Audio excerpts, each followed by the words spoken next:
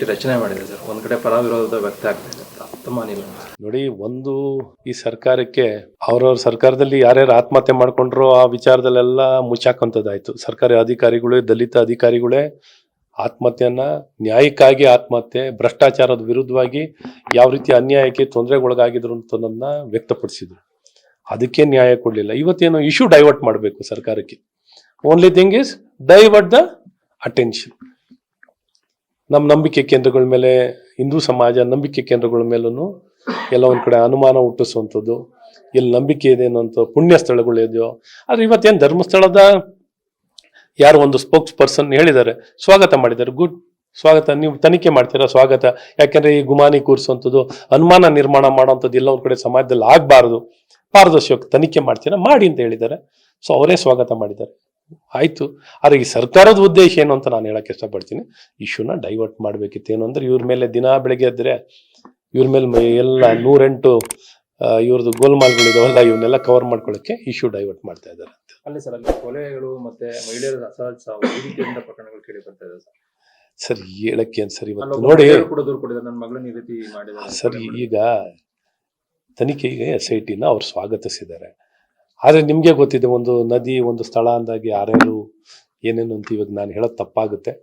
ಆದರೆ ಇವತ್ತು ಇದಕ್ಕಿದ್ದಾಗೆ ಇವತ್ತು ಎಲ್ಲ ಹಲವಾರು ವರ್ಷದಿಂದ ವ್ಯವಸ್ಥಿತವಾಗಿ ಈ ನಂಬಿಕೆ ಕೇಂದ್ರದ ಮೇಲೆ ಅಪಪ್ರಚಾರವನ್ನ ಮಾಡಬೇಕು ಅನ್ನೋಂಥದ್ದು ಒಂದು ರಾಜಕೀಯ ಪ್ರೇರಿತವಾಗಿರೋದೂ ಇದೆ, ಇಲ್ಲ ಅಂತ ಏನಲ್ಲ.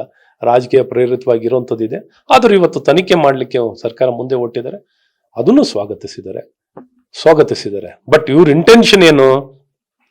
ಇವ್ರ ಇವ್ರ ತಟ್ಟೆ ಮುಂದೆನೆ ಏನೋ ಹೇಳ್ತಾರಲ್ಲ, ಹೆಗಣ ಸತ್ಯ ಬಿದ್ದಿದೆ ನೋಡಲ್ಲ, ಎಲ್ಲೆಲ್ಲೋ ನೋಡ್ಕೊಂಡು ಏನೇನೋ ನೋಡುವಂತ ಪ್ರಯತ್ನಗಳನ್ನ ಮಾಡ್ತಿದ್ದಾರೆ ಅನ್ನೋದು ಬಹಳ ಸ್ಪಷ್ಟವಾಗಿ ವ್ಯಕ್ತ ಆಗ್ತದೆ.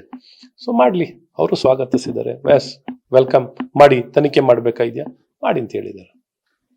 ಮುಖ್ಯಮಂತ್ರಿಗಳು DK ಶಿವಕುಮಾರ್ ನಾನು ಯಾವ ರೀತಿ ಗಮನ ಮಾಡಿಲ್ಲ, ನಾವೆಲ್ಲರೂ ಕೂಡ ಒಟ್ಟಾಗಿದ್ದೀವಿ, ಗೊಂದಲ ಇದೆ ಅನ್ನೋ ಭ್ರಮ ಬಿಜೆಪಿಯವರಲ್ಲಿದೆ ನಮ್ಮಿಬ್ಬರ ನಡುವೆ. ಅಯ್ಯೋ, ನೀವು ಬಹಳ ಪ್ರೀತಿಯಾಗಿ ತಪ್ಕೊಂಡಿರ್ರಿ. ನಮಗೇನ್ ಸಮಸ್ಯೆ? ನೀವು ನಿಮ್ಮ ಪಕ್ಷದಲ್ಲಿ ಕಾಂಗ್ರೆಸ್ ಪಕ್ಷದವರು ನೀವು ಬಹಳ ಪ್ರೀತಿಯಿಂದ ಇದ್ದಾರೆ, ನಮಗೇನ್ ಸಮಸ್ಯೆ ಇಲ್ಲಪ್ಪ. ನೀವು ಚೆನ್ನಾಗಿರಿ. ಸರ್ಕಾರ, ಜನ ನಿಮಗೆ ಅವಕಾಶ ಕೊಟ್ಟಿದ್ದಾರೆ. 5 ವರ್ಷ ಕಾಲ ಸಂಪೂರ್ಣವಾಗಿ ಅಧಿಕಾರವನ್ನ ನಡೆಸಿ, ಸರ್ಕಾರ ಅಧಿಕಾರ ನಡೆಸಿ, ಜನಪರವಾಗಿ ಕೆಲಸ ಮಾಡಿ, ಜನರ ವಿಶ್ವಾಸ ಗಳಿಸ್ಕೊಳ್ಳಿ, ಜನಪರವಾಗಿ ಕೆಲಸ ಮಾಡಿ ಅಂತ ನಾವು ನಿಮ್ಗೆ ಹೇಳ್ತೀವಿ. ನಮ್ಗೇನು ಆಸಕ್ತಿ ಇಲ್ಲ. 5 ವರ್ಷ ಕಾಲ 36 ವರ್ಷದಲ್ಲಿ ಎಂದೂ ಕಾಣದಂತ ಬಹುಮತ ರಾಜ್ಯದ ಜನರು ನಿಮ್ಗೆ ಕೊಟ್ಟಿದ್ದಾರೆ.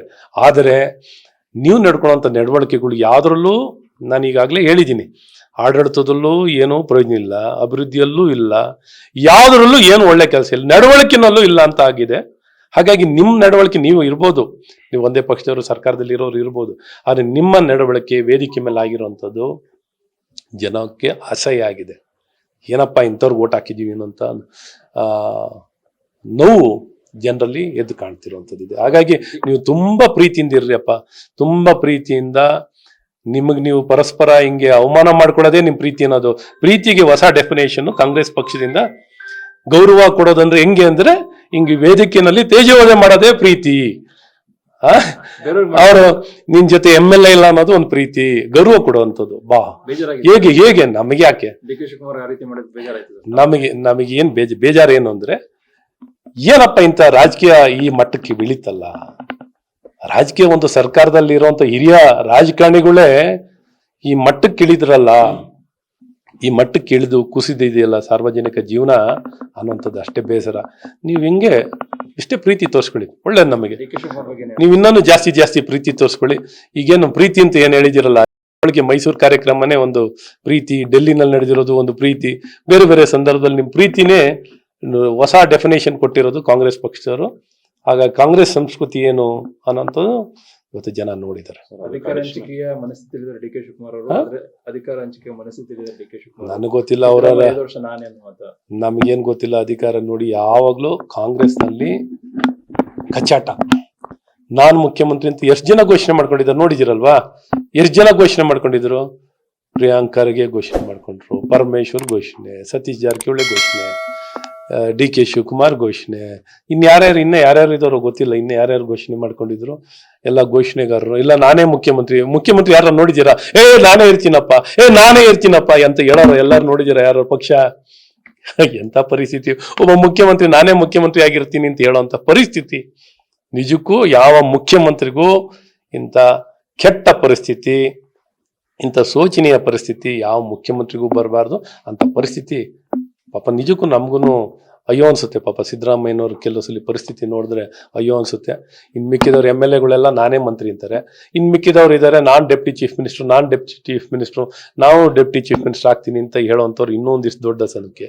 ಸೊ ಈ ರೀತಿ ಕಾಂಗ್ರೆಸ್ನಲ್ಲಿ ಬೋರ್ಡು, ಚೇರ್ಮನು, ಮಂತ್ರಿ ನಡೀತಾನೆ ಇದೆ, ಗುದ್ದಾಟ ಕಚ್ಚಾಟ ನಡೀತಾನೆ ಇದೆ. ನಾನು KPCC ಅಧ್ಯಕ್ಷ ಅಂತ ನಾವ್ ಹೇಳ್ತಿಲ್ಲ. ಸೊ ಎಲ್ಲಾ ಸ್ಥಾನಕ್ಕೂ ಅವರಲ್ಲಿ ಕಚ್ಚಾಟ ನಡೀತಿದೆ. ಭ್ರಷ್ಟಾಚಾರ ಮತ್ತು ಅವ್ಯವಸ್ಥೆ ಮತ್ತು ಎಲ್ಲರೂ ಅವ್ರ MLAಗಳು ಹೇಳೋ ಭಾಷೆಗಳು ನೀವೇ ನೋಡಿದ್ದೀರಾ. ಇಡೀ ದೇಶದಲ್ಲಿ ನಂಬರ್ 1 ಭ್ರಷ್ಟಾಚಾರದಲ್ಲಿ ಅಂತ ಹೇಳ್ತಾರೆ. ನಾವೇನು ಅಭಿವೃದ್ಧಿ ಆಗ್ತಿಲ್ಲ, ನಾವು ವಿಧಾನಸೌಧಕ್ಕೆ ಬಂದು ನೇಣ ಹಾಕೊಂಡು ಸಾಯ್ಬೇಕಂತ ಕೇಳೋರಿದ್ದಾರೆ. ಇನ್ನೊಬ್ರು ಹೇಳ್ತಾರೆ ದುಡ್ಡು ಕೊಟ್ರೆ ಮನೆಗಳು ಕೊಡ್ತಾರೆ ಅಂತ ಹೇಳ್ತಾರೆ. ಎಲ್ಲರೂ ಅವ್ರವ್ರೆ, ನಾವೇನು ಹೇಳ್ತಿಲ್ಲಪ್ಪ, ನಾವು ಯಾವ ಆಪಾದನೆನೂ ಇಲ್ಲ. ಸರ್ವಾಧಿಕಾರ, ಕಲಬುರಗಿ ರಿಪಬ್ಲಿಕ್, ಗುಲ್ಬರ್ಗ ರಿಪಬ್ಲಿಕ್ ಅಂತ ಎಲ್ಲ ಇವರಲ್ಲೇ ಕಚ್ಚಾಟಗಳು ಆಗ್ತಿದ್ದಾವೆ. ಸೊ ಈ ಪರಿಸ್ಥಿತಿಯಲ್ಲಿ ಕಾಂಗ್ರೆಸ್ ಇರುವಂಥದ್ದು ಬಹಳ ಸ್ಪಷ್ಟವಾಗಿ ವ್ಯಕ್ತವಾಗಿದೆ. ಲೇಟೆಸ್ಟ್ ಹಾಗೂ ಇಂಟ್ರೆಸ್ಟಿಂಗ್ ಸುದ್ದಿಗಳಿಗಾಗಿ ಬಾಸ್ ಟಿವಿ ಕನ್ನಡ ಚಾನೆಲ್ನ ಸಬ್ಸ್ಕ್ರೈಬ್ ಮಾಡಿ. ಹಾಗೆಯೇ ಬೆಲ್ ಐಕಾನ್ ಪ್ರೆಸ್ ಮಾಡಿ. ಇದರ ಜೊತೆಗೆ ಫೇಸ್ಬುಕ್, ಇನ್ಸ್ಟಾಗ್ರಾಮ್, ಎಕ್ಸ್ನಲ್ಲೂ ಮಿಸ್ ಮಾಡದೆ ಫಾಲೋ ಮಾಡಿ.